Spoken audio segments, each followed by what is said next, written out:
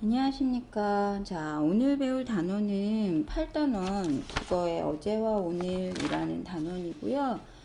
이 단원에서는 특히 이제 8-1의 국어의 변천과 발전이라는 단원에서는 중세국어와 현대국어의 차이점에 대해서 설명한 글을 배우게 돼요. 그래서 그걸 통해서 우리 예전에 배웠던 언어의 역사성 기억나시죠? 그래서 국어의 우리 모국어의 역사성, 그래서 실제 맨 처음에 한글 만들어졌을 때 그래 중세시대에 쓰였던 한글과 실제 현대 국어의 차이점을 알아보고 그걸 통해서 국어가 변화하는 실체라는 걸 이해를 해보는 그런 활동을 배우게 돼요. 아무래도 이제 실제 시험에 많이 언급이 되는 그런 부분이니까 주의해서 잘 보셔야 되고요. 교과서 페이지는 335쪽.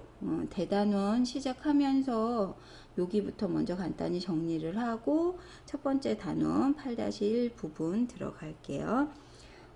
교과서 페이지 335쪽 대단원 시작하며 첫 번째 줄. 국어는 시간의 흐름에 따라서 조금씩 변하면서 오늘날까지 이어져 왔다. 여기 부분 체크하시고 예전에 했던 거 역사성 기억나죠? 언어의 역사성. 여기에서는 국어의 역사성에 대한 언급이죠. 정리해 둡니다. 국어의 역사성 쓰셨죠? 자, 우리는 이러한 국어를 앞으로 더욱 발전시켜야 하는데, 그래서 이 단원에서는 거기 보이죠? 중세국어와 현대국어의 차이를 살펴봄으로써 국어가 변화하는 실체임을 이해하고 국어를 사랑하고 국어 발전에 참여하는 태도를 기른다. 이 부분 거기 체크해 두시고요. 여기가 소단원 첫 번째 국어의 변천과 발전에 대한 그 부분의 학습 활동이다 라는 거 알아두시면 돼요. 되셨나요? 자, 그 다음에 이를 통해서 국어 문화를 계승하고 향유하는 능력을 기를 수 있다. 그래서 첫 번째 문단은 묶으셔서 국어의 역사성을 알고 국어를 사랑하는 태도를 갖는 것에 의 하셨어요? 국어의 역사성을 알고 국어를 사랑하는 태도를 갖는 것에 의미, 가치 이런 뜻이죠. 그 다음에 두 번째 문단의 두 번째 줄 보시면 우리가 속한 언어 공동체의 담화 관습을 성찰하고 바람직한 의사소통 문화 발전에 기여하는 태도를 기른다. 이 부분 체크해 두시고 이게 소단원 2에서 배울 내용이에요. 그래서 담화 관습과 의사소통 문화에 관련된 얘기고요. 두 번째 문단 전체 묶으셔서 문단 정리할게요. 언어 공동체의 담화 관습을 성찰하는 것의 의 하셨어요? 언어 공동체의 담화 관습을 성찰하는 것의 의. 여기까지 정리하셨으면 이제 본격적으로 소단원 8-1의 국어의 변천과 발전 시작하도록 하겠습니다. 자, 다음 페이지 336쪽 펼게요.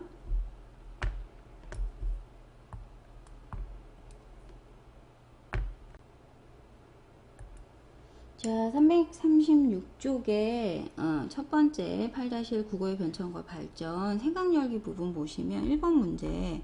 자, 다음은 중세국어 자료인 훈민정음 원회에 나오는 문장 현대국어 어떤 점이 다른지 한번 찾아보자 라고 되어 있는데 일단 세로로 읽는 거 아시죠? 보시면 기억난 엄소리니 라고 되어 있잖아요. 그래서 기억은 어금니 소리이니 라는 뜻이고요. 어금니 소리, 아음이라는 뜻인데 어금니 소리이니 군 자는 거기 보면 군자 거기 처음이라는 뜻이거든요. 그래서 처음 펴아 나는 소리 그런 소리이니 이해됐어요? 처음 펴서 나는 소리 같으니 여기까지 소리 같으니 그 다음 됐어요? 그래서 갈봤으면 이라는 뜻은 나란히 쓰면 그래서 소리 같으니 됐나요? 그렇게 나란히 쓰면 이라는 표현은 병서한다는 얘기거든요. 병서. 그래서 병서라는 표현은 옆으로 나란히 라는 뜻이고요. 자, 그 다음에 거기 보면 되게 희한한 글자가 나와 있죠. 쌍기역에 유에 거기에다 미음에 이음까지 들어가 있어. 그쵸? 되게 희한한 자. 요거 보이지? 자, 요런 자를 뀨이란 자. 요 자를 보면 처음 똑같죠? 처음 펴서 처음 펴와 나는 소리 같하니라. 이해됐어요? 그래서 기역은 어금니 소리인데 군자에 처음 펴서 나는 소리 그런 소리 같으니 나란히 쓰면 뀨자에 처음 펴서 나는 소리 같다라고 설명이 돼 있어. 자, 그래서 자음 기역자랑 그 다음에 쌍기역의 그 음과 소리값을 한자음을 이용해서 설명을 해준 그 초성해라는 부분에 나와 있는 한 구절을 갖다 써놓은 건데요. 일단 중요한 건 이 부분에서 중세국어랑 현대국어랑 어떤 점에서 가장 큰 차이점이 있냐라는 거거든요. 일단 가장 크게 먼저 보이는 거는 딱 봐도 글자 앞에 뭐가 붙었어요. 점 요런 게 붙었죠. 지금 현대국어에서 이거 안 쓰잖아요. 그렇죠? 뭐 아시는 분은 아시겠지만 미리 배우신 분은 아시겠지만 이런 거 방점이라고 하는데 성조 표시하는 거지. 그치? 그래서 방점이 찍히죠. 거기 첫 번째 먼저 정리합니다. 현대국어와 달리 글자 앞에 점이 찍혀 있다. 현대국어와 달리 글자 앞에 점이 찍혀 있다. 요거 하나 첫 번째. 그 다음 두 번째, 현대국어에 없는 여러 가지 어휘들이 있죠. 그래서 뭐 보시면 아시겠지만 요렇게 아래 아라고 부르는 점 요런 애들 들어가 있고요. 그 다음에 세모 보이지? 돋보이로 온 세모라고 사실 읽으면 안 돼요. 반침이라는 이름이 있어요. 애들 보면 이거 맨날 뭐 세모 이러는데 이러면 안 돼. 그 다음에 여기 보면 여기는 순경은 미음이 나와 있는데 이렇게 순경은 미음, 순경은 비읍 이렇게 두 개를 나란히 쓰는 병서, 연서 이렇게 나란히 쓰는 표현 방법들 이런 글자들을 사용을 하거든요. 보통 한자음 표기할 때 쓰는 방식인데 이런 표기하는 글자들을 사용을 했죠. 두 번째에다가 정리합니다. 현대국어와 달리 거기다 쓰세요. 아래아 점이라 쓰면 안 돼. 원래 아래아 그 다음에 반치음 그 다음에 순경음 비읍 요런 식의 등의 글자를 사용했다. 아래아 반치음 순경음 비읍과 같은 글자를 사용했다. 됐죠? 그 다음 세 번째, 아까 희한한 글자 하나 있었지, 그치? 현대국어에서는 사용하지 않는 세 번째, 현대국어에서는 사용하지 않는, 완전 특이하네. 쌍기역에, 그 다음에 유에, 어떻게 썼어? 미음에, 융모니, 뭐 이러네. 그래서 요런 글자가 있다. 현대국어에서는 사용하지 않는 이런 방식, 배열 방식, 같은 글자가 있다. 정리하셨어요? 여기까지 체크해 두셨으면 이제 뒷장 넘어가셔서 짚어보기 넘어가시고 이제 알아두기 337쪽입니다. 알아두기 보시면 언어의 역사성이랑 그 다음에 국어사의 시대 구분에 대한 간단한 정리 나와 있어요. 자, 언어의 역사성에 대한 개념부터 먼저. 자, 언어란 고정불변의 것이 아니라 시간의 흐름에 따라 요게 변화 원인이고요. 변화 원인. 조금씩 변한다. 요게 언어의 역사성의 개념이죠. 언어 역사성 개념. 자, 그 다음부터 또 묶으세요. 그래서 단어의 형태나 뜻이 변하기도 하고 새로운 단어가 만들어지거나 있던 단어가 없어지기도 하며 음운 규칙과 문법 요소가 바뀌기도 한다. 여기까지 묶으시고요. 여기는 묶어서 정리. 언어의 변화 양상. 그래서 보통 새로 생겨나는 것을 생성. 그쵸? 그 다음에 사라지면 소멸, 사멸이라고도 하고, 그 다음에 바뀌거나 모양이 바뀌거나 뜻이 바뀌면 변화. 이렇게 세 가지로 나누죠. 생성, 소멸, 변화. 언어의 변화 양상 쓰시고 그 옆에다가 생성, 소멸, 변화 이렇게 써두시면 돼요. 자, 그리고 이러한 언어의 특성을 언어의 역사성이라고 합니다. 그래서 언어가 바뀌는 성질이다 라고 해서 가역성이라고 하죠. 예전에 다 했던 거예요. 그쵸? 그래서 거기까지 끊어주시고 거기에다가 정리, 언어의 역사성의 개념과 언어의 변화 양상, 언어의 역사성 개념 그리고 변화 양상 하셨죠? 여기까지는 사실 중학교 때 다 했던 거고요. 그 다음에 이제 국어사의 시대 구분은 요거는 안 했던 거. 뭐 미리 예비고일 올라오기 전에 공부하셨던 분은 배우셨겠지만 실제로 고등학교 와서 배우는 부분인데 요 시대사 구분 잘 하셔야 돼요. 왜냐하면 문학사랑 좀 달라요. 자, 일반적으로 통일신라 시대까지 보여요? 통일신라 시대까지를 고대. 잘 체크. 통일신라 시대까지를 고대. 자, 그 다음 고려시대부터 자 10세기 초부터 16세기 말까지를 중세. 16세기 말까지. 그러면 언제야? 조선까지네. 그치? 조선 중기 요때까지인 거네. 그치? 이해되죠? 고려가 건국이 되면서 국어의 중심지가 사실은 통일신라의 수도는 경주였잖아요. 경주에서 개성 고려의 수도로 이동을 했거든요. 그래서 고대에서 이제 고려시대부터 16세기 말 그때까지를 중세. 그 다음에 이제 언제냐? 17세기 초부터 19세기 말까지. 사실 되게 짧거든요. 요때는 300년밖에 되지 않지만 요때를 근대국어라고 불러요. 그리고 그 이후부터 현재까지를 현대국어라고 한다. 그리고 특히 중세국어 같은 경우는 전기 그리고 후기로 나눠요. 근데 딱 봐도 14, 15세기면 훈민정음 그치. 우리의 국어가 나오기 전후로 이렇게 또 구분을 하는 거죠. 그래서 여기까지 체크해 주시고 고대, 중세, 근대, 현대 국어의 시대 구분 정리하셨어요? 고대, 중세, 근대, 현대 국어의 시대 구분, 문학사와 국어사의 현대 구분, 요 시대 구분이 달라요. 잘 체크해 두세요. 고대, 중세, 근대, 현대 국어의 시대 구분 잘 기억해 두셔야 됩니다. 중세는 다시 한번 나눠지고요. 되셨죠? 거기까지 정리하셨으면 이제 본격적으로 국어의 변천이라는 내용은 되게 짧지만 이 안에 많은 내용이 들어가 있기 때문에 꼼꼼하게 잘 보셔야 됩니다. 아시죠? 거기 일단 본문 페이지 338쪽 먼저 볼게요. 짜잔, 왜 안 넘어가니? 첫 번째 국어의 변천. 이 부분은 중세국어랑 현대국어의 차이점을 설명한 글인데 의문상의 차이점, 그 다음 표기상의 차이점, 어휘, 문법상의 차이점 이렇게 나누어서 분류를 해서 그 차이점을 설명한 거예요. 개략적 특징이니까 잘 파악해서 정리해 두셔야 돼요. 자, 첫 번째 문장부터. 언어는 끊임없이 변화한다. 언어의 역사성을 의미하는 거고요. 정리해 두시고.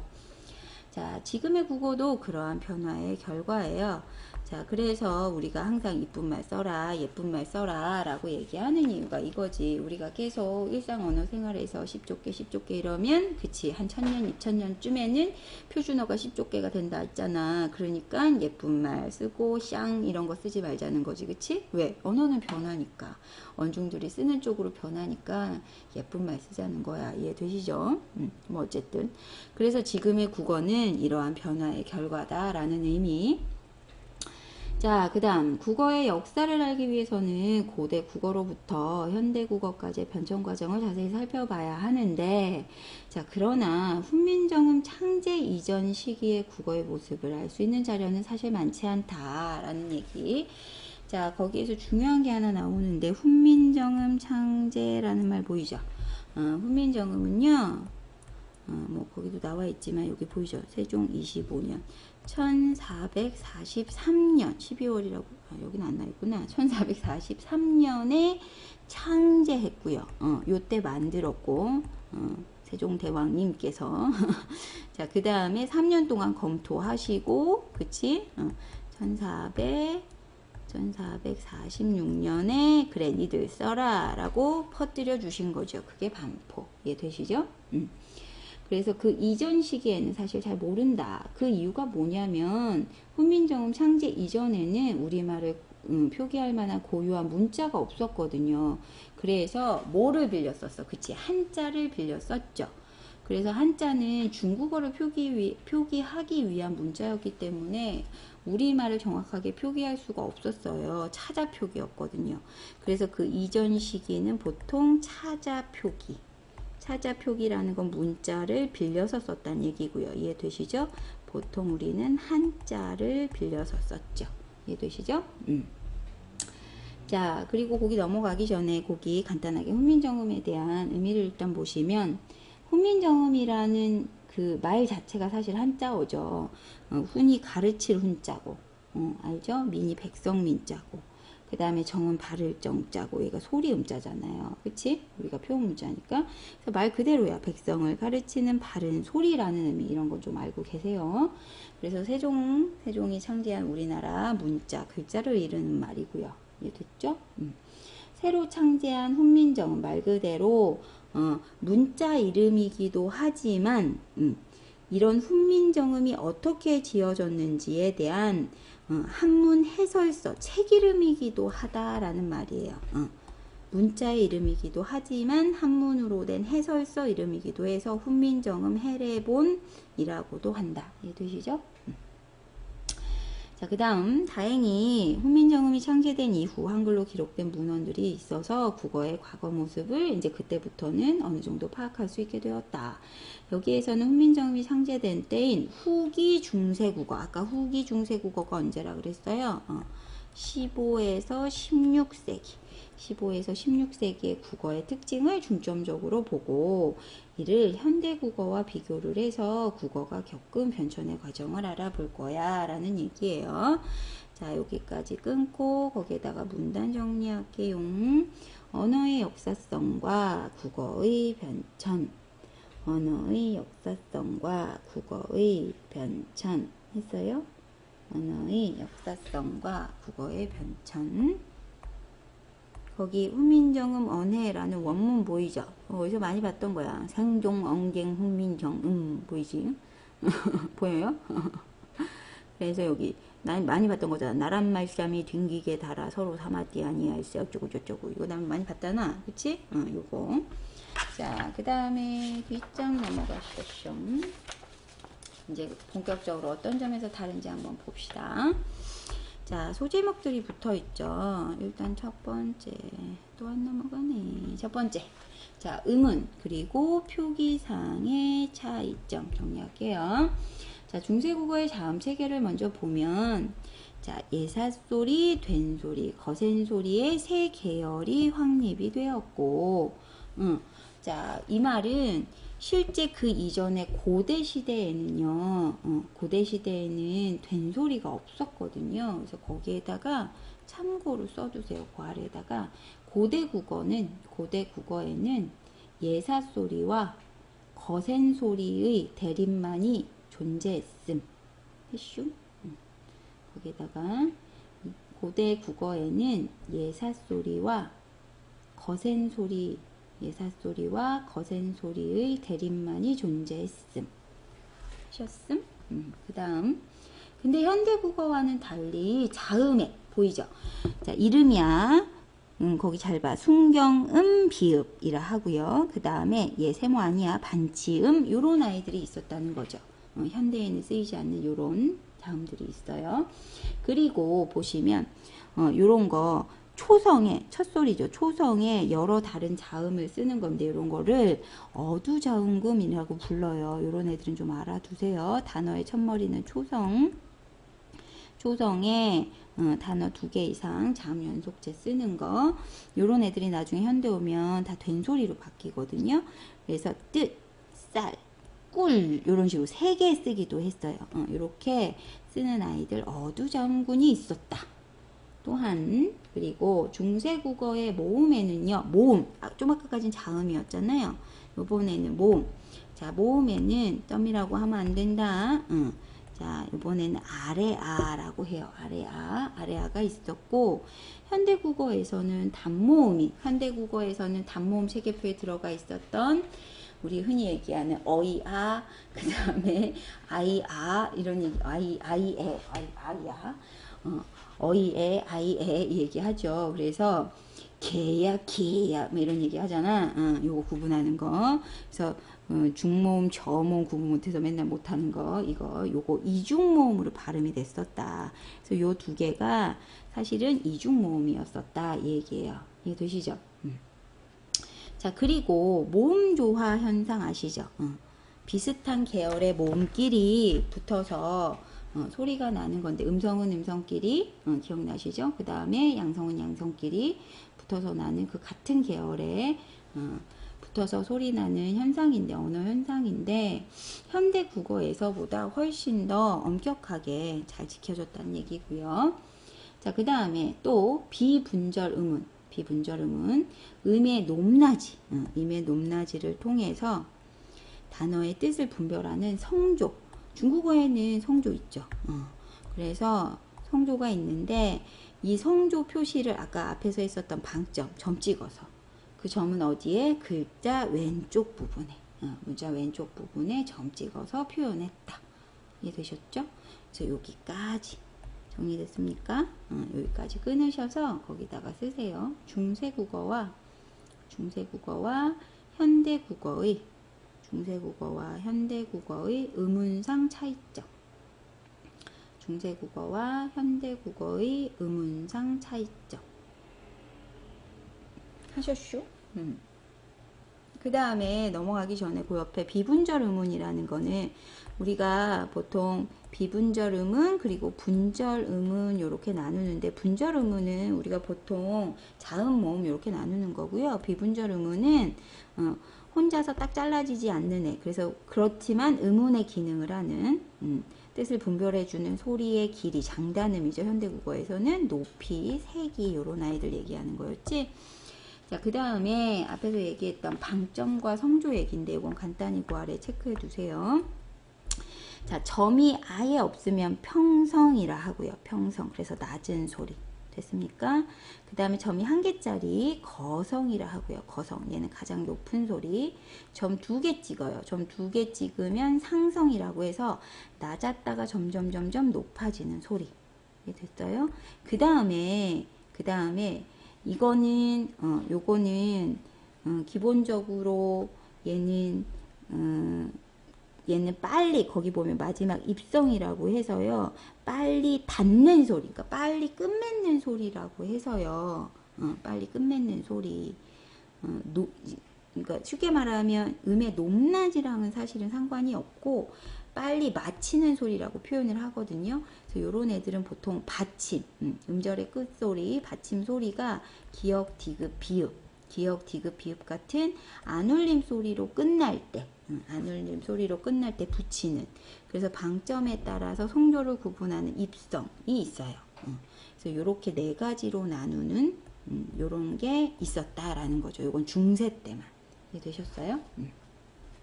여기까지가 현대국어와 다른 음운상의 차이점이었고요. 자, 그 다음. 자, 그리고 이 시기에는요, 거기 받침 있는 체언이나 어간에, 받침 있는 체언, 그리고 어간은 활용될 때 바뀌지 않는 부분이지, 어간에 모음으로 시작되는 조사, 어미, 형식 형태소죠. 요런 애들이 결합할 때 소리 나는 대로 표기하는, 그러니까 뭐야, 이어적기, 요런 애들, 이어적기 연철. 이해됐어요? 거기 묶으셔서 이어적기의 개념 및 환경, 이게 일반적이었다는 거야. 우리 현대국어에서는 사실 분철하는 게, 끊어적기 하는 게 되게 일반적이잖아요. 근데 그 당시엔 이어적기 연철하는 게 일반적이라는 거죠. 예를 들면 사슴 플러스 2인데 요거를 쓸 때는 사슴이, 사삼이 이런 식으로 은 할 때는 쓸 때는 깊은 이어적기로 이해되시죠? 현대국어에서는 사슴이 깊은이라고 끊어적기 분철하는 게 일반적인 거지. 이해되셨어요? 자, 그리고 또 있어요. 받침. 주로 잘 봐요. 기역, 니은, 디귿, 리을, 미음, 비읍, 시옷 하고요. 이응이요. 그냥 이응이 아니에요. 우리가 현대에서 쓰는 그런 이응이 아니라 여기 위에 보시면 거기 보면 꼭지, 꼬다리 뭐 이렇게 표현하는데 꼭지 이응 아니고요. 꼬다리 아니고요. 얘 이름이 있어요. 얘 이름이 뭐냐? 얘는 옛 이응이라 해요. 옛 이응. 이름이에요. 옛 이응. 그래서 그냥 이응이 아니라 이렇게 위에 왜 우리 지리 시간에 그 지도 그릴 때 그 과수원 표시죠. 개야, 개. 그래서 예디응이라고 얘기하고요. 그러니까 받침이니까 종성이죠, 종성. 왜 우리 그 음운 변동 현상 배울 때 음절의 끝소리 규칙할 때 마지막 대표음으로 바뀌어서 소리 나는 얘기 했었잖아요. 그런 것처럼 얘는 이런 거를 팔종성법이라고 얘기해요. 팔종성. 그래서 팔종성 가족용이라고 해서 표음적 표기인데 중세국어에서는 음절 말 마지막 부분에서 우리 현대국어에서는 다 디귿으로 바꿔서 소리를 내는데 일단 얘는 디귿, 시옷 그리고 이응은 꼭지 달린 옛 이응을 썼다라는 거예요. 이해되셨죠? 자, 이를 통해서 당시에는 음절 말에서 8개의 자음이 다 발음됐다라는 걸 수정할 수 있고, 자, 그리고 현대국어에서는 보이죠? 음절 말에서 기역, 디귿, 기역, 니은, 디귿, 리을, 미음, 시옷 없죠? 그리고 비읍, 이응 달라요. 요렇게 7개만. 그래서 음절의 끝소리 7개, 대표음. 이렇게 나오죠. 그래서 음절 말의 시옷은 디귿으로 대체돼서 대표음으로.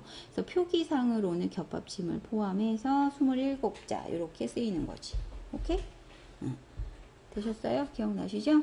그래서 여기까지 끊으시고 여기는 중세국어와 현대국어 중세국어와 현대국어의 표기상의 차이점 표기상의 차이점 중세국어와 현대국어의 표기상의 차이점 됐죠?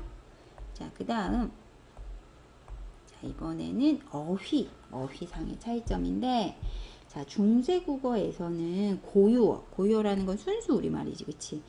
고유어의 비중이 당연히 현대국어보다 더 컸죠. 왜냐면 고유어가 많이 없어졌거든요.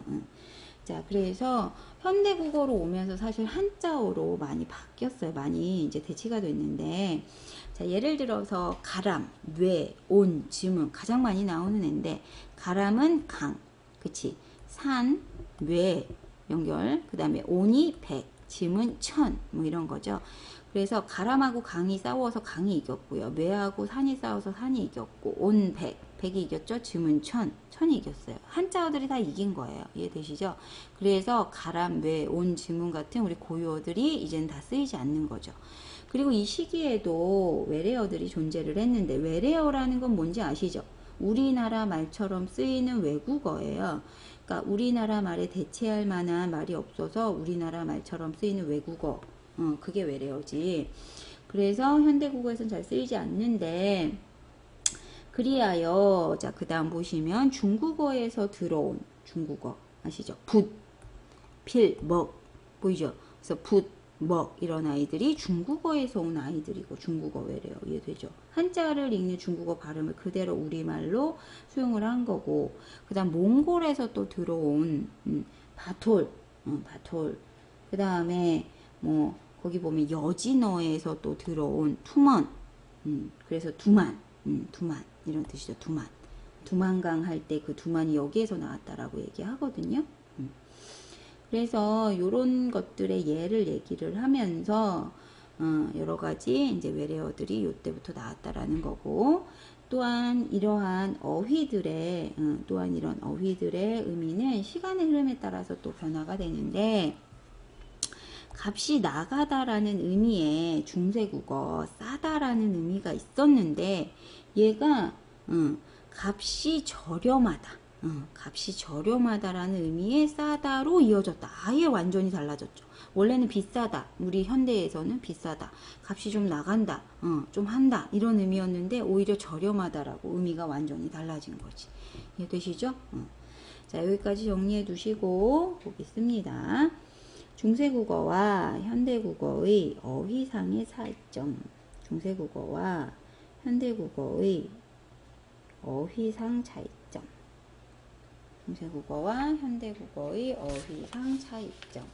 그래서 이 부분은 실제 사례들이 엄청 많아요. 그래서 각각 학교에서 수업하면서 여러 가지 사례들을 많이 들어주실 거예요. 그런 사례들을 잘 체크해 두시고 필기해 두셔야 되는 거 아시죠? 자, 그 다음에 이제 네 번째 문법상의 차이점 넘어갈게요. 340조. 중세국어에서는 주격조사도 체크합니다. 현대에서 주격조사 뭐 쓰니? 이가 쓰죠. 이가. 은느는 주격조사가 아니다. 보조사다. 까먹지 마라. 어쨌든. 자, 그래서 중세국어에서는 주격조사 이만 있었던 거야. 이만. 그러니까 가는 없었어. 그럼 가는 언제 생겼냐? 근대 들어와서 생긴 거야. 자, 그래서 이는 환경에 따라서, 그 환경에 따라서, 동그라미 빼고, 요거, 짝대기만 쓰기도 했고, 아예 생략을 하기도 했다. 그래서 부름이, 요런 식으로도 쓰고, 부태, 아예 이렇게 붙여서, 불휘, 이렇게 생략해서 쓰기도 했다. 오, 이해돼요? 그래서 요 앞에 이는요, 거기에다 써놔요. 요런 경우는 자음으로 끝난, 거기다 써놔. 요 이는 자음으로 끝난 체언 뒤에 자음으로 끝난 체언 뒤. 그래서 얘 같은 경우는 사실 구름 있죠. 구름에다가 플러스 이. 그래서 연음한 거고요. 구름 플러스 이. 이해됐음? 그 다음에 요렇게 짝대기만 쓴 경우는 거기 옆에다가 이나 쓰세요. 이나 반모음, 이 반모음 여기다가 이렇게 반달 뒤집어 놓은 거 쓰죠. 이나 반모음 이 외의, 반모음 이 외의 모음으로, 이나 반모음 이 외의 모음으로 끝난 체언 뒤에. 했수? 이나 반모음 이 외의 모음으로 끝난 체언 뒤. 그래서 얘 같은 경우는 지금 어떤 경우냐면 부텨 보여요? 부텨에 이가 붙은 거예요. 부텨에 이가 붙은 거. 왜냐하면 이 부텨의 여는요, 부텨의 여는 사실 반모음 이에다가 단모음 어가 합쳐서 만들어진 이중모음이거든요. 그래서 그냥 이가 아니라 짝대기 이만 붙었다는 거죠. 이해되셨죠? 그 다음에 아예 생략되는 경우는 거기다 쓰세요. 생략되는 경우는 이나 반모음 이로 끝난 체언 뒤. 이나 반모음 이로 끝난 체언 뒤. 했음? 얘는 불휘가 뿌리란 뜻이잖아요. 그래서 얘 같은 경우는 불휘 플러스 그 다음에 주격조사 생략, 이런 경우 주격조사 생략. 그래서 그 중세국어의 위 같은 경우는 단모음 우에다가 반모음 이가 결합한 이중모음으로 봤거든요. 그러다 보니까 여기에서는 아예 생략을 하고 간 거예요. 이해되셨음? 자, 그 아래 볼게요. 자, 그래서 현대국어에서는 명사형 어미 여기 있습니다. 명사 수행해주는 어미, 용언의 어건에 붙는 애, 으나 미음 보이죠? 요게 사용되는 것과 마찬가지로 그거와 달리 중세국어에서는요 여러 개가 있죠. 뭐뭐 하다에서 나온 뭐뭐 하다, 홈에다가 하라는 어간에 옴이 붙어서 만들어진 홈, 혹은 얘는 뭐예요? 지금 비읍 시옷 보이죠? 씀이죠. 쓰다, 사용하다 라는 의미예요. 그래서 그래서 그 다음에 그래서 얘 같은 경우는 거기다 체크해놔. 양성모음 뒤에 오 계열이죠. 양성모음. 그래서 양성모음 뒤에는 그 다음에 음성모음은 어우. 그래서 음성모음 뒤에는 됐음? 그래서 양성에는 그 다음에 음성에는 모음 좋아. 그래서 양성에는 음성에는 자, 이런 게 사용이 됐다는 뜻이에요. 되셨음? 자, 그래서 중세 국어에서도요, 명사형 어미 기가 등장을 해서 조금씩 사용되긴 했지만, 현대에서처럼 그 쓰임이 활발하진 않았다. 이해됐죠? 자, 그 다음에 이제 또 중요한 거. 우리나라 문법의 가장 큰 특징이라고 볼 수 있는 높임법이죠, 높임법. 자, 보시면 중세 국어에서도 우리의 높임법은 세 파트로 나눠서 주체, 객체, 상대 높임 이렇게 세 개로 나누는데 주체는 주어, 객체는 목적어, 부사어, 상대는 화자와 청자 간의 관계지. 알고 있죠? 알고 있을 거라고 생각해. 자, 어쨌든 그 다음 그래서 모든 경우에 선어말 어미를 다 사용했다는 거야. 현대는 아니야. 기억나? 기억나야 해. 자, 모든 경우에 선어말 어미를 사용한다. 아, 이거 완전 다른 거야. 그치? 자, 다음 예와 같이 주체 높임에서는요, 시샤, 시샤. 보여요? 그리고 객체 높임에서는요, 삽잡아. 뭐 이렇게 우리가 표현하고요. 상대 높임에서는 이, 잇. 오, 기억해야겠지? 이게 만약에 모의고사 수능 문제에서 나오는 내용이라면 암기 안 해도 돼요 라고 얘기하겠지만 내신 파트잖아요. 암기하셔야 됩니다. 자, 그래서 주체에서는요, 시하고 샤, 거기 시부터 먼저 체크하세요. 시 같은 경우는요, 자음 어미 쓰십시오. 시는요, 자음 어미 앞에서 시, 그 다음에 샤는 모음 어미 앞에서 자음, 시는 자음, 샤는 모음. 됐죠? 그 다음, 객체 높임 할 때요. 객체 높임. 삽, 쥐압, 앞, 뭐 이렇게 나눈다라고 얘기하는데, 자, 모음 어미 앞에서는요, 얘는 또 엄청 특이한 게, 모음 어미 앞에서는 여기 이 비읍이요. 이 비읍이 그냥 비읍이 아니라 앞에서 배웠던 순경음 비읍으로 또 불규칙 활용을 해요. 그래서 요 형태가 아니라 요렇게 요렇게 바뀌죠. 요거는 모음어미 모음어미 앞에서는 비읍이 순경음 비읍으로 바뀌는 불규칙 활용이다. 불규칙 활용. 요거는 거기 옆에다 예외로 써두시고요. 그 다음에 요 삽자밥은 어떻게 달라지느냐. 일단 삽부터. 얘는요, 어간의 끝소리가 기역, 비읍, 시옷, 히읗.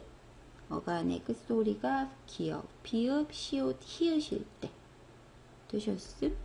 그 다음 쥐압은요, 거기 가시면 어간의 끝소리가 디귿, 티읕, 지읒, 치읓. 했어요? 어간의 끝소리 디귿, 티읕, 지읒, 치읓. 그리고 요 반치음 쓰이는 경우는 유성음일 때, 유성음. 됐어요? 자, 그 다음 상대 높임일 때는요, 상대 높임. 상대 높임 같은 경우는 이, 잇 등이 사용을 했는데 이, 잇 등. 자, 요거는 여기 묶으셔서 일단 뭘 쓰시느냐, 청자를 아주 높일 때 사용하는 어디다 쓰세요? 하 아래야 써서 하, 쇼, 셔, 채. 멋있지? 청자를 아주 높일 때 사용하는 하쇼셔체의 선어말 어미예요. 멋지다. 자, 청자를 아주 높일 때 사용하는 하쇼셔체의 선어말 어미고요. 앞에 있는 이는요, 예디응이죠. 앞에 있는 이는 평서문. 얘는 평서문. 그 다음에 잇은 의문문. 얘 평, 얘 의문문. 됐죠? 평서문, 의문문. 하셨습니까? 그 다음에 그 아래 거 예문 보기 전에요, 그 옆에 객체 높임법의 변화 보이시죠? 요거 잠깐 보시면, 자, 중세국어 때 객체 높임 선어말 어미, 선어말 어미는 어말 어미 앞에 들어가는 거, 중간에 들어가는 애죠. 요거를 썼는데, 현대국어 와서요, 사옥, 좌옥, 옥 등으로 변하면서 얘가 아예 상대 높임으로 갔고요. 그래서 현대국어에서는 아예 들이다, 모시다, 뵙다, 엽줍다 같은 이런 걸 뭐라고 얘기해? 그치, 특수어휘. 특수어휘로 쓰인다라는 거예요. 이해되셨죠? 자, 그 다음에 자, 석보상절이라는 책에 나와 있는 그 구절을 보시면 양충이 목련다리어 생존 거기 한붐 무잡고 니르샤데 무심무라 오신이 있고 이랬잖아요.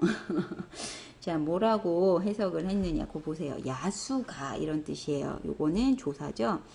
야수가 목련 다려가 애게란 뜻이거든요. 목련 애게 세존의 요거는 관형격 조사죠. 세존의 안부를 묻잡고 여기에서 잡이 들어갔죠. 묻잡고 여기에서는 여기 세존의라고 했을 때 목련에게 이 목련이 일단 야수부터 먼저 보면 야수는 야수다라고 해서 석가모니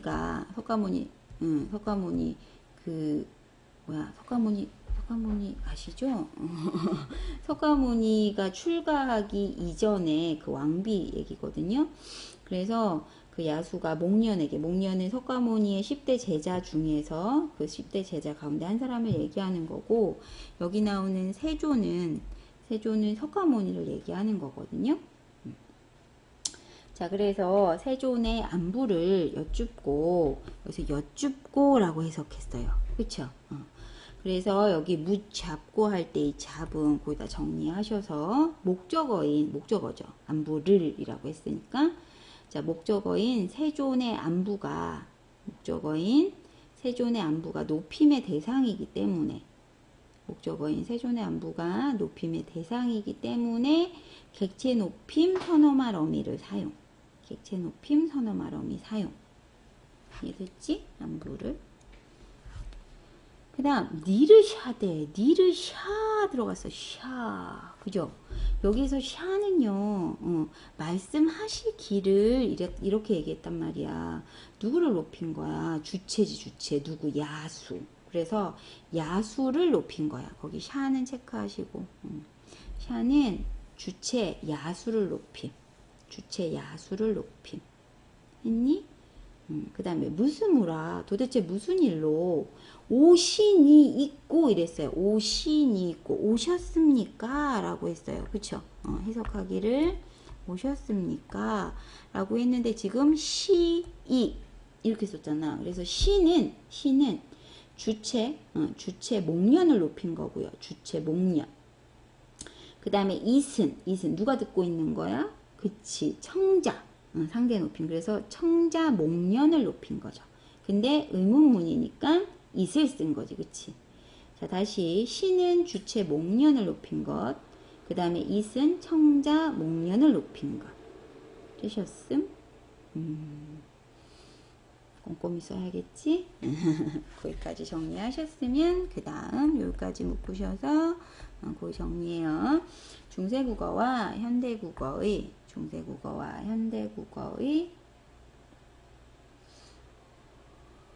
문법상의 차이점. 중세국어와 현대국어의 문법상의 차이점. 했죠? 자, 그래서 그 다음 중세국어와 현대국어는 많은 차이가 있어 보이지만 실제로 많은 차이가 있어요. 문법상의 차이점에서도 보시면 좀 아까 중세국어는 주격조사 이만 있다 했잖아요. 근데 현대국어는 주격조사 이가 다 쓰거든요. 그 다음에 명사형어미 음을 주로 쓰고 기는 있기는 했지만 사실 많이 안 썼다 했고요. 현대국어는 사실 명사형어미 음이나 기 아주 많이 쓰거든요. 그 다음에 높임법 좀 아까 한 거 주체, 객체, 상대 높임법 모든 경우에 다 선어말 어미를 썼다고 했잖아. 근데 현대국어 생각을 해봐. 현대국어는 주체 높임 선어말 어미 시만 있어요. 그치? 그래서 문법상에서도 상당히 많은 차이가 있습니다. 자, 그래서 중세국어가 변화를 거듭하여 현대국어의 모습을 갖추게 된 것이기 때문에 둘 사이 공통점이 많아요. 자, 그러므로 국어 자료에 나타난 중세국어의 특징을 이해함으로써 현대국어를 보다 체계적으로 이해할 수 있고 국어의 변화를 통찰하는 능력도 기를 수 있다. 자, 여기까지 끝. 정리해 두시고 마무리. 중세국어의 특징을 이해하는 것의 중세국어의 특징을 이해하는 것의 중세국어 특징 이해하는 것의 하셨음? 그러면 이제 본문에서 했던 것을 활동을 바탕으로 한번 정리를 해봅시다. 여기 나와 있는 활동에 있는 예문들, 지문들 다 중요한 거 아시죠? 자, 이제 본격적으로 341쪽. 어디서 많이 봤던 그런 그림이 나오는군요. 자, 봅니다. 중세국어와 현대국어의 차이점, 변화하는 실제 이해해보자 라는 학습 목표가 다시 나와 있고요. 목표 학습 보시면 자, 세종 어제 훈민정음이라고 얘기되어 있는데 이 뜻이 뭐냐면 세종께서 보이죠? 세종께서 어제라는 게 임금이 친히 만들었다는 뜻이야. 임금이 친히 어제라는 표현은 임금께서 몸소 친히 만들었다. 뭐를? 훈민정음을 이런 뜻이거든요. 거기서 만든 그 서문 실제로 직접 쓰셨다 이런 뜻이에요. 요걸 바탕으로 차이점을 한번 보자라는 의미예요. 이해되셨죠? 그래서 세종어제 훈민정음이라는 아이는 훈민정음 해례본, 훈민정음을 해석한 책이란 뜻이거든요. 거기에 어제 서문에 보면 자음의 음가, 소리감, 자모자의 음가, 그리고 얘를 어떻게 만들었는지에 대한 예의를 그 방법, 뜻을 한글로 풀이해 준 거예요. 그래서 훈민정음 언해본이라고도 해요. 이해됐음? 그 다음에 앞에서 여러 가지 지금 현대에서 쓰지 않는 의문들이 나왔는데 그거 제외한 여린 히읗 얘 이름이야. 여린 히읗이라는 아이가 있어. 여린 히읗은 의문으로서의 기능은 없다고 얘기를 하고요. 관용 사용 어미 뭐뭐 리을 뒤에 쓰이거나 혹은 사이시옷 그 소리로 쓰이는 제한된 환경에서 이제 집어넣어주는 그런 역할로만 사용이 됐다라고 얘기해요. 이해되셨죠? 그래서 실제로 훈민정음 맨 처음에 만들어졌을 때는 창제했을 때 글자 수가 자음은 간단히 거기다 정리해. 자음은 총 17개. 자음은 총 17개. 그 다음에 모음은 11개. 그래서 그 당시에 총 28개. 28자. 총 28자를 맹가노니 여기 28자라고 나와 있잖아요. 그래서 이 중에서 그 앞에서 했던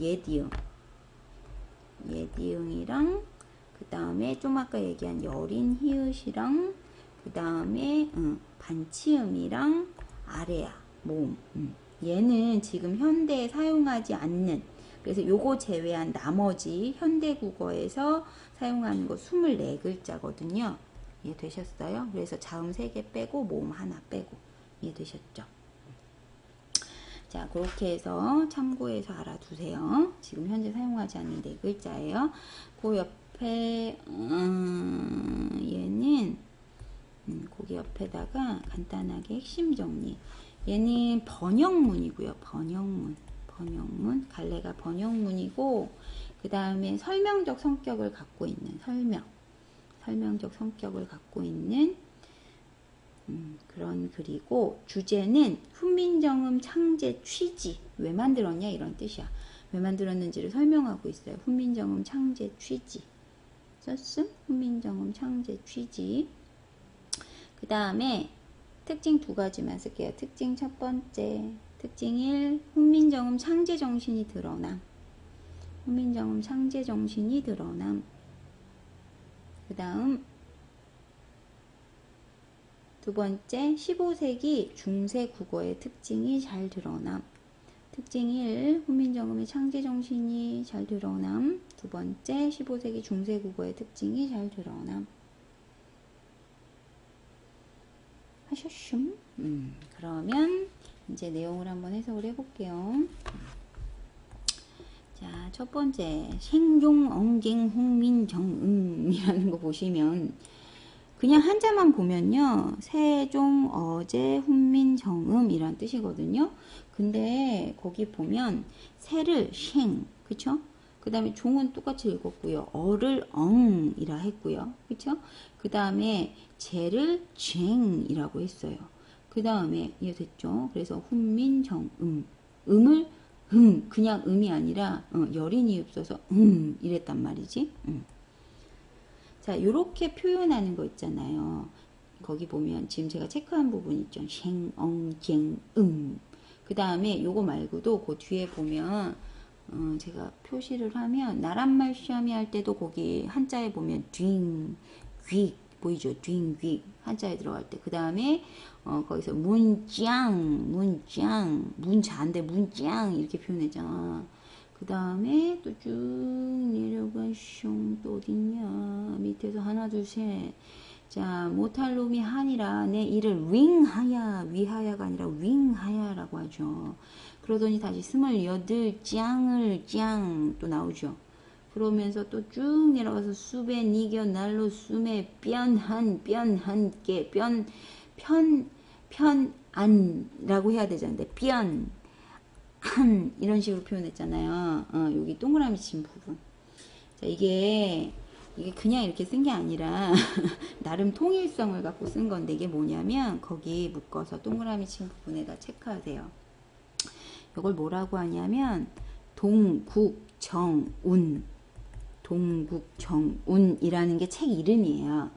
그래서 동국정운식 한자음 표기라고 해요. 한자음 표기. 그러니까 무슨 얘기냐? 동국정운이라는 책에 나와 있는 방식으로 한자음을 표기한 거야. 이런 뜻이야. 이해되시죠? 거기에 뭐라고 돼 있냐면 간단히 위에 묶어서 써요.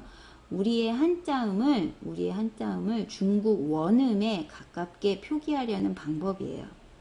쓰고 계시죠? 동국정운식 한자음 표기 방식이라고 하고요. 우리의 한자음을 중국 원음에 가깝게 표기하려고 하는 방법. 그러니까 초성, 중성, 종성 그래서 마지막 받침음까지 종성까지 들어가 있어야 완벽한 소리라고 생각했던 어디서 나온 그런 생각인지는 그 근원은 알 수 없으나 어쨌든 그래서 일부러 종성이 없는 아이들을 이렇게 그 아래다가 이렇게 받침 소리를 넣었던 거지. 그래서 그냥 쉐가 아니라 쉥, 엉, 갱 뭐 이런 식으로 윙 이렇게 넣었다는 거야. 그래서 동국정운식 한자음 표기 방식이라고 하고요. 우리 한자음을 좀 더 중국 원음에 가깝게 표기하려는 방법이에요. 알아두시면 되고요. 한자음 표기에 사용했던 방식인 거죠. 그래서 해석을 하면 말 그대로의 세종 어제 훈민정음이라는 뜻 아까 말씀드렸죠. 그래서 세종이 훈민정음을 친히 지었다. 친히 지은 그런 내용이다. 친히 지은 말이다. 뭐 이런 표현 됐죠. 자, 그 아래 보시면 이제 첫 번째 문장부터 나란말싸미 여기서 많이 봤지? 나란말싸미 뒹기게 달아. 표현됐어요? 나랏말싸미 뒹기게 달아라고 했어요. 나랏이라고 했죠. 나랏에서 표현해야 되는 거, 잘 봐야 되는 건 나랏 할 때 시옷이에요. 시옷 봤어요?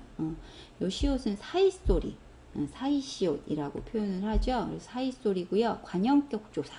관형격 조사니까 뭐뭐의라고 생각하시면 돼요. 그래서 우리의 나라, 우리나라라고 생각하면 되고요. 나라의 됐습니까?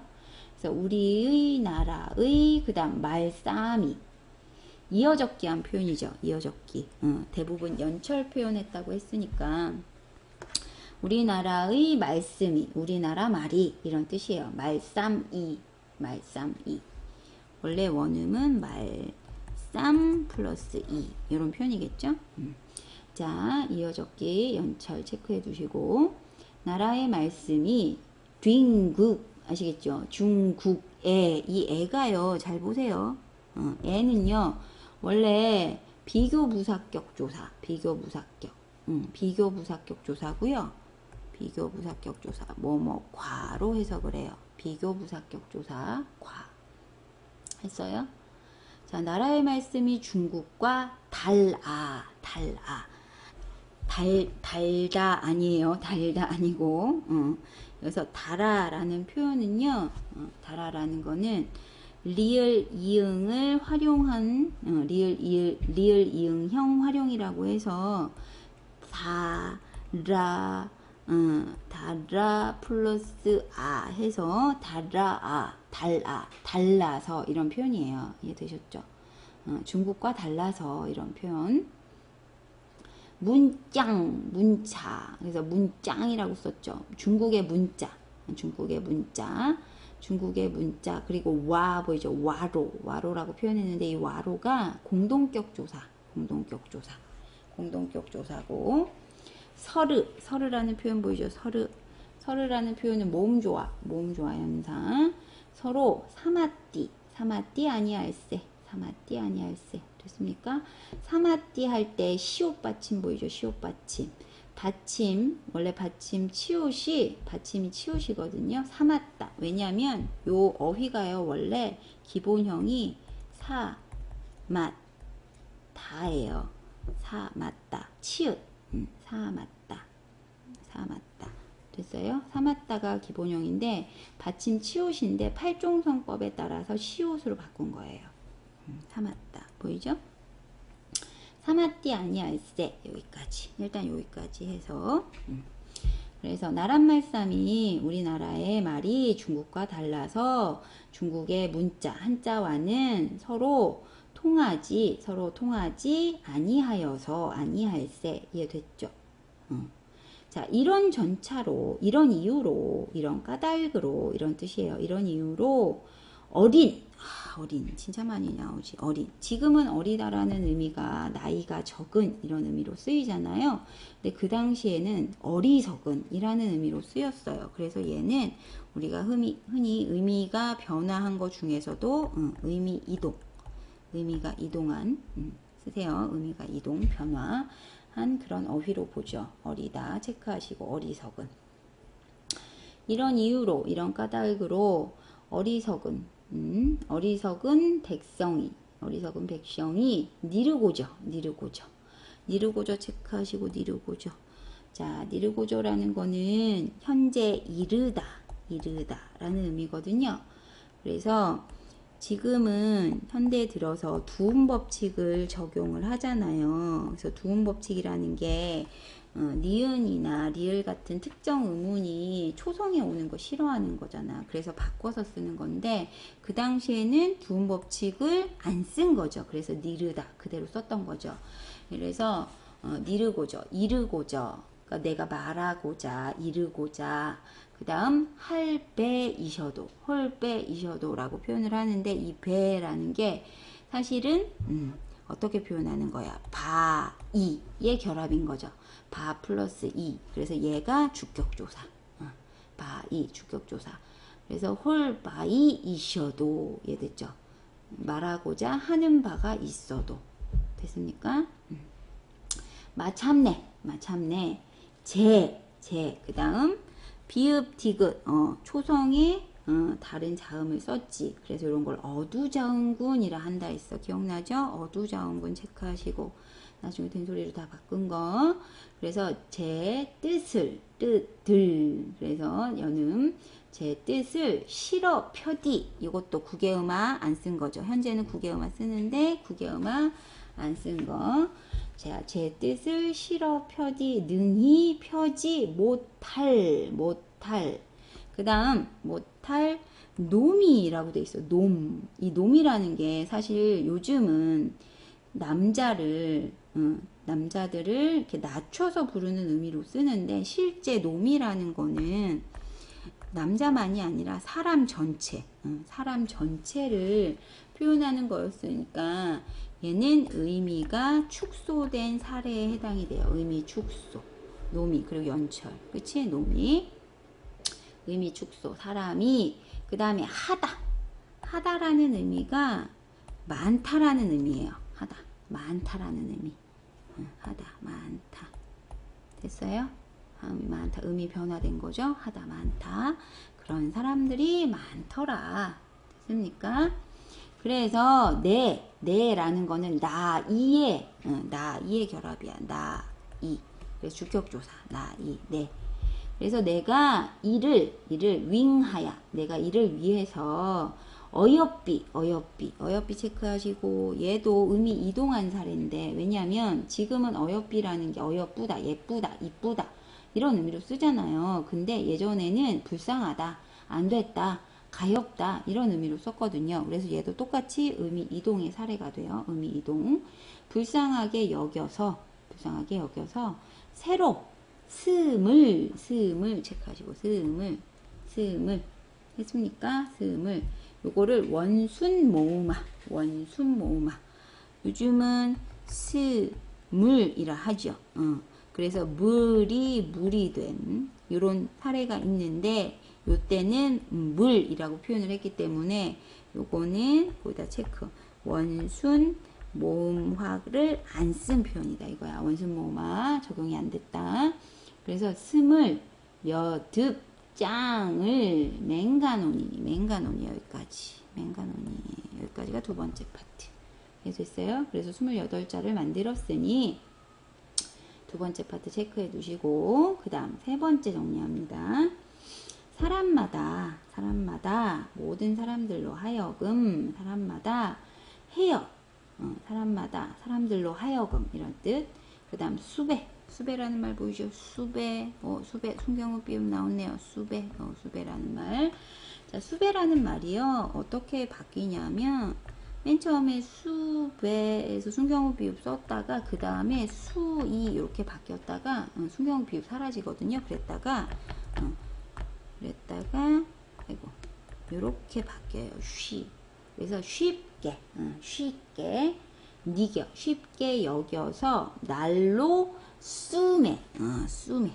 또 수매가 나왔어. 이 수매 같은 경우도요, 요게 모음조화 현상, 어두자음군, 거기에다가 원래 비읍, 시옷에 쓰다 어근에 플러스 명사형, 거기에다가 조사에 이렇게 합쳐진 거야. 그래서 수음에 이해되죠? 수음에 요게 합쳐진 거야. 이해됐음? 수매 뼈난 귀 뭐죠? 그래서 편안하게. 그래서 퀴라는 표현 있잖아요. 이 퀴의가 들어가 있는데, 요거는요 귀의 준말이에요. 그래서 여기 거센 소리 키읔이 된 거죠. 이해됐어요? 히읗 소리가 들어가서 편안하기. 그렇게 이제 해석을 하는 거죠. 그래서 날마다 날로 쓰매, 날마다 쓰게, 편안하게 하고자 할 따람이니라. 역시나 연음, 이어적기. 됐죠? 그런 마음으로 내가 만든 것이다. 이렇게 표현을 한 거죠. 이해되셨어요? 그렇게 해서 크게 세 파트로 정리를 했는데, 여기 첫 번째 우리나라 말이부터 시작해서 아니하여서 여기까지가 첫 번째. 그 다음 이런 전차로 이런 까닭으로부터 시작해서 28자를 만들었으니 여기까지가 두 번째. 그 다음 모든 사람마다 여기서부터 쓸 따름이니라가 세 번째. 이해되셨어요? 그래서 현대국어에서 사용하지 않는 의문 찾아보는 거, 뭐 사마띠, 수배, 뭐 아래야, 순경우, 비음, 뭐 많죠. 자, 그 다음에 거기 요 서문의 내용을 간단히 내용 정리를 하자면, 첫 번째 파트 먼저 정리할게요. 첫 번째 파트는 여기다 체크. 당대 문자의 현실. 땡땡 하시고, 당대 문자의 현실 씁니다. 국어와 한자는 서로 통하지 않음. 그래서 여기서 드러나는 게 자주정신. 했어요? 국어와 한자는 서로 통하지 않음 하고 자주정신. 화살표하고 써두시면 돼요. 자주정신. 그 다음 두 번째 부분은 세 문자 창제 동기. 세 문자 왜 만들었냐 이거야. 최말리가 그렇게 만대 않는데. 그래서 세 문자 창제 동기는, 자, 백성들을 위해서 어리석은 백성들이 불쌍해서. 그치? 백성들을 위해서. 그래서 여기다 또 역시나 화살표 하고 애민정신. 그리고 내가 새로 만들었다 했어. 창조정신. 했어요? 애민정신, 창조정신. 그 다음에 세 번째. 세 문자 창제 목적이야. 이번에는 세 문자 창제 목적. 목적은 뭐야? 자, 여기다 씁니다. 백성들의 편리한 문자 생활 도모. 백성들의 편리한 문자 생활을 도모하기 위해서. 백성들의 편리한 문자 생활 도모. 그래서 여기서 드러나는 거는 실용정신. 됐어요? 마지막으로 드러나는 거 실용정신. 그래서 자주정신, 애민, 창조, 실용정신. 요 네 가지가 담겨져 있다라고 얘기를 하죠. 정리하셨습니까? 자, 그 다음. 짜잔. 두 번째. 그래서 다음을 바탕으로 중세국어와 현대국어의 의문상 차이점을 정리를 해보면, 여기 어두저온구 뜻, 숨 이렇게 나왔어요. 자, 그랬을 때 여기다 뭐라고 쓰시느냐 정리. 중세국어에는 짜잔 비읍, 디귿, 비읍, 시옷과 같이 비읍, 디귿, 비읍, 시옷과 같이 단어의 첫머리에 오는 두 개 이상의 자음의 연속체인 단어의 첫머리에 오는 두 개 이상의 자음의 연속체인 어두자음군이 존재했지만 현대 국어에는 어두자음군이 존재하지 않는다.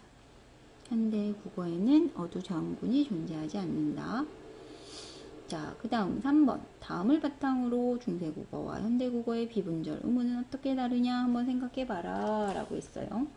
자, 비분절 의문이니까 중세국어는 앞에 점점이 붙어 있고요. 성조 얘기하는 거거든요. 그리고 얘는 아무것도 없어요. 그쵸? 여기다 정리.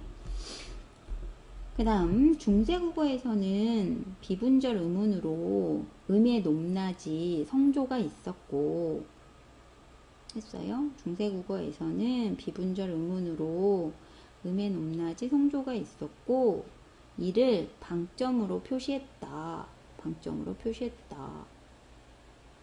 그 다음 현대국어의 표준어에서는 음의 길이가 음운으로서의 기능을 한다. 과거의 상성은 거기다 가로하고 써요. 과거의 상성은 낮았다가 높아지는 소리. 과거의 상성은 낮았다가 높아지는 소리. 상성이었던 말은 현대국어에서는 장음으로 사람의 말 얘기하는 거야. 사람의 말. 현대국어에서는 장음 긴 거죠. 현대국어에서는 장음으로 발음한다. 됐죠? 여기 장음. 요거 말씀은 길게 발음하는 거 얘기하는 거야. 요거. 자, 그 다음 4번. 다음 바탕으로 중세국어, 현대국어의 표기상 차이점. 그래서 얘는 이어적기, 얘는 끊어적기. 요거 얘기하는 거지. 거기다 정리. 4번. 중세국어에서는 소리나는 대로 이어적기를 하였으나 현대국어에서는 형태소의 본 모양을 밝혀 끊어적기를 하고 있다. 중세국어에서는 소리나는 대로 이어적기를 하였으나 현대국어에서는 형태소의 본 모양을 밝혀 끊어적기를 하고 있다. 그 다음 5번. 자, 다음에서 단어의 의미가 어떻게 달라졌는지 설명해보자 라고 했는데 중세랑 현대국어. 일단 어린은 그쵸? 어리석은 에서 나이가 적은으로 했습니까? 그래서 얘 같은 경우는 의미 이동이라고 해요. 의미 이동. 대시용. 그 다음에 노미 같은 경우는요, 사람이에서요. 그 다음에 얘는 놈이라고 해서 남자를 낮추는 말. 남자를 낮추는 말. 비속어라고 보시면 돼요. 그 다음에 어여삐. 그래서 얘는 의미 축소. 의미 축소. 그 다음에 어여삐 같은 경우는 불쌍하게. 불쌍하게. 그 다음에 가엽게. 가엽게. 그래서 얘는 현대에서는 예쁘게. 그래서 어여삐 같은 경우는 의미 이동. 정리하셨죠? 앞에서 다 했던 거니까 간단히 정리해 주실 수 있을 거고요. 그 다음 뒷장 넘어오셨죠. 6번. 짜자잔. 짜잔. 어디 갔니? 다음을 바탕으로 중세국어와 현대국어의 주격조사 차이점 탐구하기. 주격조사 아까 얘기했었죠. 백성이하고 얘가 백성이로 해석이 됐고요. 배를 박아. 요렇게. 그쵸? 자, 요랬을 때 정리합니다. 중세국어에서는 주격조사가 이나 혹은 이 짝대기만 쓰는 거 이나 이 등으로 실현되었으나 중세국어에서는 주격조사가 이나 이 등으로 실현되었으나 현대국어에서는 이나 가로 실현된다. 정리할 수 있죠?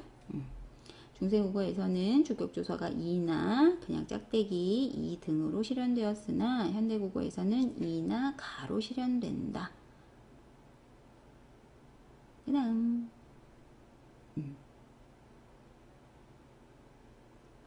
자, 7번 중세국어랑 현대국어의 명사용어미 차이점. 스메 어떤 게 붙었느냐 차이점 정리합니다. 중세국어에서는 명사형어미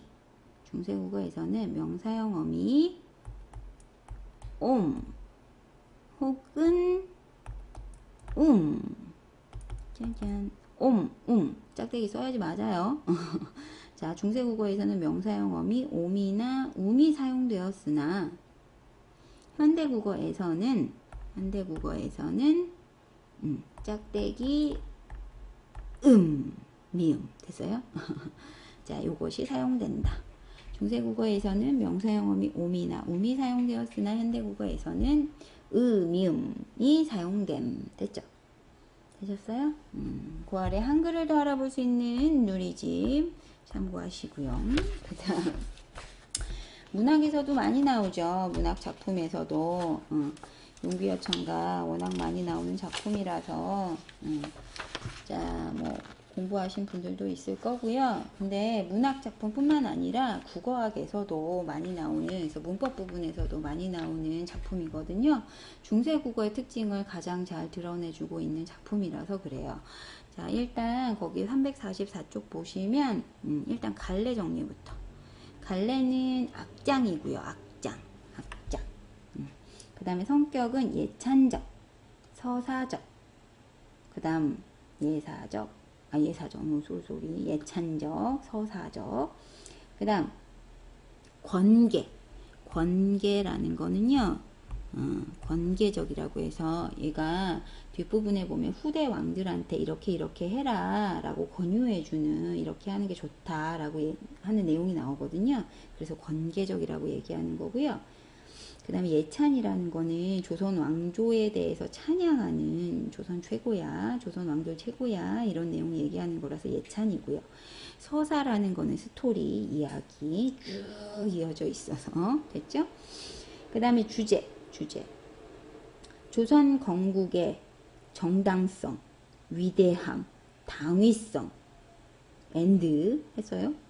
주제, 조선 건국의 정당성, 위대함, 당위성, 앤드 후대 왕들에 대한 권계. 하셨죠? 그 다음 특징 두 가지. 첫 번째, 훈민정음으로 쓴 최초의 작품. 훈민정음으로 쓴 최초의 작품. 한글 표기의 가장 오래된 형태 제시. 특징 1. 훈민정음으로 쓴 최초의 작품이자 한글 표기의 가장 오래된 형태 제시. 됐죠? 그 다음에 동그라미 2. 우리나라 최초의 장편 영웅 서사시. 우리나라 최초의 장편 영웅 서사시. 하셨숑? 자, 그 다음에 여기 뭐 악장이라는 거 뭐 나와 있고 필요한 거는 간단하게 줄쳐두시면 되고요. 그 다음에 특히 용비어 첨가의 2장이 잘 나오는데 그 이유가 우리나라 고유어가 많이 쓰여 있어서 자, 많이 봤을 거예요. 현대어플이랑 같이 보면서 체크해 보시면 됩니다. 2장부터 불휘 깊은 남간. 예전에도 많이 했지만 불휘라는 거는 뿌리라고 했죠. 근데 주격조사가 생략된 형태라고 앞에서 분명히 배웠어요. 그래서 불휘라는 거는요, 불휘에다가 플러스 주격조사 생략. 됐음? 자, 불휘 깊은. 깊은은 이어적기, 연철 체크해 두시고, 뿌리가 깊은 남간. 나무는 이런 뜻이에요. 남간. 그래서 원래 형태는 남에다가 기역. 남 여기에다가 이게 나무목 요거 얘기하는 거고요. 거기에다가 요게 합쳐진 거는 나무는 이런 뜻이거든요. 자, 바람에 바람 알죠? 바람. 이것도 여는 바람에 아니 윌세. 이것도 위에다가 위라는 어간에다가 리을시에거든요. 리을시에. 그래서 바람에 아니 흔들림으로, 바람에 흔들리지 않음으로, 바람에 움직이지 아니함으로 이런 뜻. 바람에 흔들리지 아니함으로. 여기까지 이해됐죠? 그 다음에 이 곧이라는 게요, 된소리 되기 이전이거든요. 얘가 현대에서는 된소리, 거센소리, 꽃 이렇게 바뀌죠. 그렇지? 그래서 꽃 듀코. 듀타라는 거는요, 좋다라는 의미고요. 요거 잘 알아두세요. 좋다가 좋다. 에이 참. 다시. 좋다가 좋다. 그 다음에 좋다가요, 좋다는 깨끗하다. 이렇게 다르게 쓰였어요. 구분해서 알아두세요. 좋다가 좋다. 그 다음 좋다가 깨끗하다. 그래서 꽃 좋고 여름. 이것도 참 요것도 또 자격해놔. 여름이 열매고요. 그 다음에 우리가 지금 쓰는 계절 여름은 여름이래. 여름. 여름이 계절 여름. 구분할 수 있지? 열매. 그래서 다시 해석하면 이 하다는 많다라 했잖아. 그러니까 뿌리 깊은 나무는 바람에 쉽게 흔들리지 않기 때문에 꽃도 좋고 열매도 많이 생긴다. 이런 뜻이죠. 이해됐음? 그 다음 두 번째, 샘이 연음. 샘이 깊은 물은 다 이어졌겠죠. 샘이 깊은 물은 자, 가마레라고 했는데 가뭄에 아니 그칠세. 가뭄에 그치지 아니함으로. 형태가 똑같네요. 내희라는 거는요, 내가. 근데 얘가 히읗이 있어요. 그래서 히읗 종성체언이라고 하는데 얘네들 여기에 주격조사 이가 붙었고, 내를 이루어서 바다란 뜻이에요. 바다로 쭉 이어져 가나니 이런 뜻이에요. 이해되셨죠? 그래서 여기 보면 대구법이지? 딱 봐도 형태가 너무 똑같잖아. 그치? 그래서 조선 왕조의 무궁한 발전을 기원하는, 일단 묶으셔서 여기는 거기다 써요. 조선 왕조의 무궁한 발전 기원. 조선 왕조의 무궁한 발전을 기원한 그런 내용인데, 기본적으로 조선이라는 나라가, 조선이라는 왕조가 처음 생겨났기 때문에 그런 조선이라는 나라의 기본, 기초가 튼튼해야 나라가 번성하고 왕조가 번성하고 그 다음에 역사가 깊어야 문화가 융성하고 이런 표현을 지금 빗대어서 비유와 대구법을 활용해서 표현한 그런 작품이에요. 이해되셨죠? 근데 우리가 여기에서 볼 거는 이제 문학 내용이 아니라 여기에서 사용한 문법 내용들 체크해 주시면 되고요. 되셨어요? 그 다음에 이제 125장 제일 마지막 장인데 천세 천년 전에 천년 전에 거기 보면 우희라는 것도요. 거기 보면 우 히읗에 그 다음에 의라는 뜻이거든요. 그래서 천년 전에 천년 우의라는 뜻이니까 이 의는 부사격 조사라고 보거든요. 그래서 이미 천년 전에 뭐 이런 의미, 천년 전에 미리 정해놨어 이미 천년 전에 다 정해져 있었어 이런 뜻. 그래서 한강 거기 한수북이라는 거는요. 한강수 북쪽, 당시 한양의 북쪽에 누인계곡 하셔서 여러 대에 걸쳐서 어진덕을 이미 다 쌓아 놓으셔서 나라를 열었기 때문에 개국했기 때문에 그러니까 이미 예전부터 천년 전부터 정해져 있었고 조상 대대로 덕을 쌓아서 나라를 개국했기 때문에 뭐 이런 의미. 복년이라는 거는 점쳐서 정한 횟수라는 뜻이거든요. 그래서 이 조선 왕조의 운명을 얘기하는 거예요. 그 왕조의 운명이 갓이 없다라는 거는 끝이 없다라는 뜻이에요. 끝이 없다라는 건데 우리 앞에서 문법 할 때 높임법 배웠죠. 근데 시가 들어가 있어요. 그러니까 뭐야? 주체 높임이지 여기. 주체 높임 체크하시고 그 끝이 없으시니 그러니까 복이 너무 많이 받아서 끝이 없다라는 뜻이에요. 조선 왕조의 복은 끝이 없다 이런 뜻 이해됐죠? 주체 높임. 자, 성신이라는 말은 성자 신손이라고 해서요. 훌륭한 후대 왕들이란 뜻이거든요. 그러니까 훌륭한 후대 왕들이 샤도 그치 주체 높임.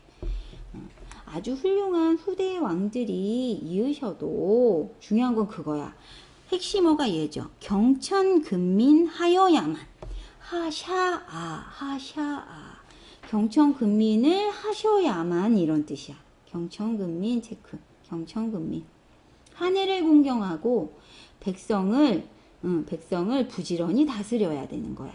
백성을 부지런히 다스려야만 더욱 구드시리이다. 이다 그리고 it가 이 it은 어디다 쓴다? 그치. 상대 높임법. 하나는 평소문, 위에 거 평소문, 아래 거 의문문이네요. 그쵸? 상대 높임. 여기도 샤니까 주체 높임. 됐어요? 그러면서 뭐래냐. 닝금 할 때요. 임금 이시여. 이 하는요, 호격조사예요. 그래서 닝금 플러스 하고요. 높임의 호격조사. 임금이시여 알아주세요. 아소서 임금이요 알아주세요. 뭐 이런 의미. 낙수에 산행가 있어서 낙수는 중국 황하강 얘기하는 거고요. 산행이라는 건 사냥가 있어서 거기 옆에 보시면 125장 관련된 고사 보이죠. 하나라 우왕 손자 가서 놀다가 안 오니까 결국에는 왕에서 잘렸다 이 얘기야. 할배 믿고 가 있다가 이해됐어요? 그 고사를 들어서 중국의 고사를 들어서 이게 태강왕 고사거든요. 낙수에 사냥가 있다가 잘렸지 않냐. 그 가 있어서 하나빌이라는 거는요. 거기 하나빌은 거기다 체크. 하나빌은 하나라 우왕을 의미하는 거. 하나라 우왕. 그래서 하나라 우왕 할아버지 손자니까 하나라 우왕을 믿고 거기 가 있어야 되겠느냐. 믿으니까 믿고 가 있어야 되겠습니까? 그러면 안 되지 않습니까? 그러니까 할배 뒷배경 믿고 거기 가서 실컷 놀다가 잘리고 이런 일 있으면 되겠습니까? 안 되겠습니까? 그러면 안 되는 거 아닙니까? 서리법이지, 서리법. 이해되죠? 그래서 여기에서 마지막 행은요, 묶으셔서 태강왕의 고사를 태강왕의 고사를 인용해서요. 태강왕의 고사 인용 타산지석. 타산지석 아시죠? 남의 산의 돌이란 뜻이고요. 이런 예를 들어서 나한테 교훈으로 삼아라 라고 권계하는 거예요. 권계. 그래서 이 부분은 후대 왕에 대한 125장 전체 묶으셔서 후대 왕에 대한 권계. 후대 왕에 대한 권계 하셨음. 자, 그래서 여기 부분에 나와 있는 내용을 이제 다시 한번 용비어 청각, 그 다음에 현대국어, 의문 표기상 차이점, 어휘 문법으로 다시 정리를 할게요. 자, 일단 거기 첫 번째는 반치음 아래야 사용한 거. 얘는 그치 안 썼어요. 그래서 반치음 아래야 사용하지 않음 써두시고요. 첫 번째. 그 다음 두 번째는요. 거기다 쓰세요. 성조를 표시하기 위해서 방점을 사용함. 두 번째. 성조를 표시하기 위해서 방점을 사용함. 그 다음 세 번째. 이어적기 연철이에요. 이어적기가 보편적임. 이어적기가 보편적임. 세 개 다 썼음. 그 다음에 현대국어는 그래서 아까 첫 번째 반치음 아래야 사용하지 않았죠. 그러니까 두 번째 상대적으로 뭐야? 성조가 존재하지 않았고 방점 사용하지 않음. 했음? 성조 안 쓴, 방점 안 쓴. 그리고 얘는 끊어적기 분철. 끊어적기 분철. 됐죠?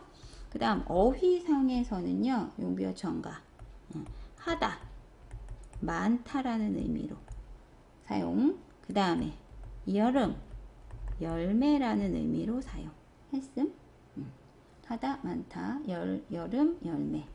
그리고 현대국어에서는 하다를 행동이나 작용을 이루다라는 의미로 사용하고요. 여름은 계절이죠.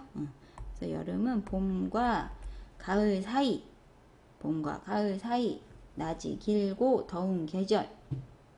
이게 사전적 의미야. 여름, 봄과 가을 사이, 낮이 길고 더운 계절 가리키는 말. 됐죠? 그 다음 문법 정리합니다. 자, 주체 높임 선어 말어미 시샤. 얘만 있나? 아니지. 상대 높임 선어 말어미 뭐 있었어? 이 하고, 그치? 짝대기 양쪽. it. 요거 쓸 때 예디응 써야 해. 알죠? 자, 상대 높임 선어 말어미 이 하고 it 사용. 됐죠? 그 다음 하나 더. 주격조사. 주격조사 이가 사용되거나 혹은 생략돼. 했음? 주격조사 이가 사용되거나 생략돼. 됐죠? 그 다음 문법 현대국어 세 가지 정리할게요.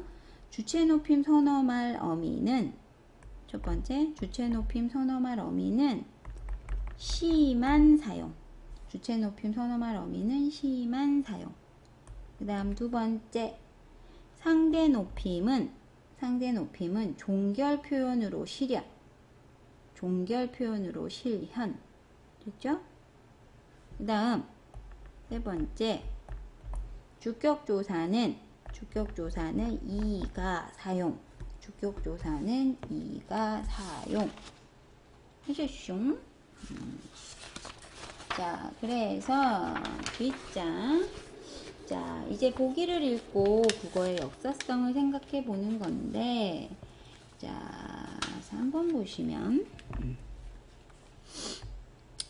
자, 스위스의 언어학자 소시르는요, 시간은 모든 것을 변화시킨다. 언어라고 해서 보편 법칙을 벗어날 리가 없다라고 하면서 모든 단어는 변화하며 어휘 전체의 체계 양상도 변화한다 했고요.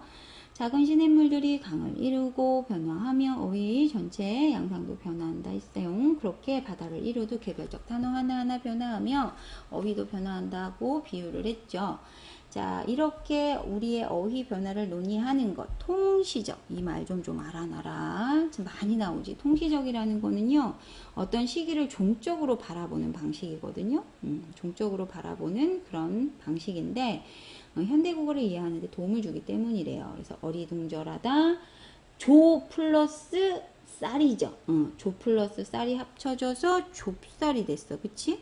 그 다음에 암, 히읗, 닭 했더니 암탉 됐고 암탉이라는 단어가 나온 거야. 그치? 그래서 보면 어리둥절하다라는 말에 어리가 어리석다라는 관련된 뜻이 포함되어 있는데 현대국어에 어리다라는 뜻만으로는 사실 이해하기 어려운 거지. 좁쌀이나 암탉이라는 말도 비읍 히읗이 예전에 어두담군 비읍 시옷이나 히읗 종성에서 그 원음을 이해해야 여기에서 나온 단어구나라는 걸 알 수 있다는 얘기예요. 우리 앞에서 얘기할 때 히읗 종성 체언 이런 거 얘기했었잖아요. 중세국어에서 히읗 소리를 가지고 있는 체언 그 류형들이라는 얘기인데요. 뭐 예를 들면 나라가 그냥 나라가 아니라 나라 히읗이라는 아이고, 그 다음에 뇌라는 게 그냥 뇌가 아니라 매 히읗 이런 아이들이거든요. 그래서 요런 아이들을 히읗 종성 체언이라고 해요. 그러니까 히읗을 말음으로 가지는 아이들.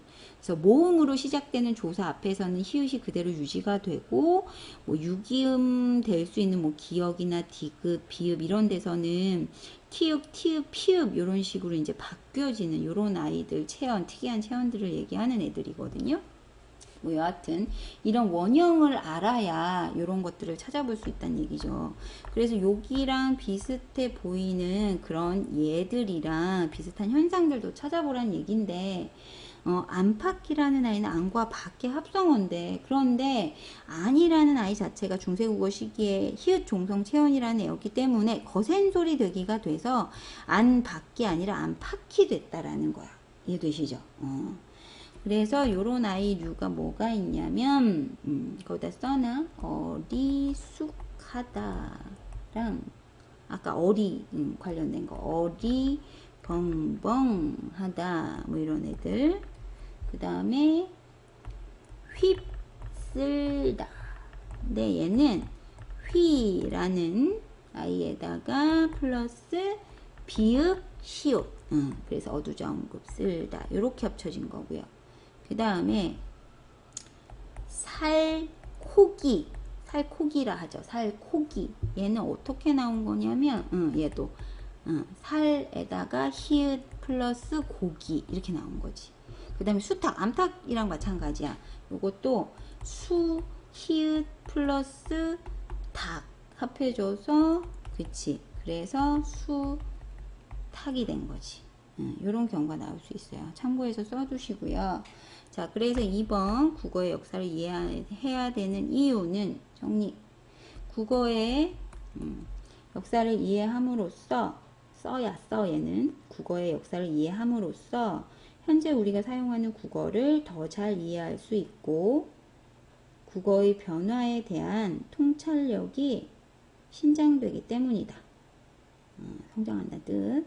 그래서 국어의 변화에 대한 통찰력이 신장되기 때문이다.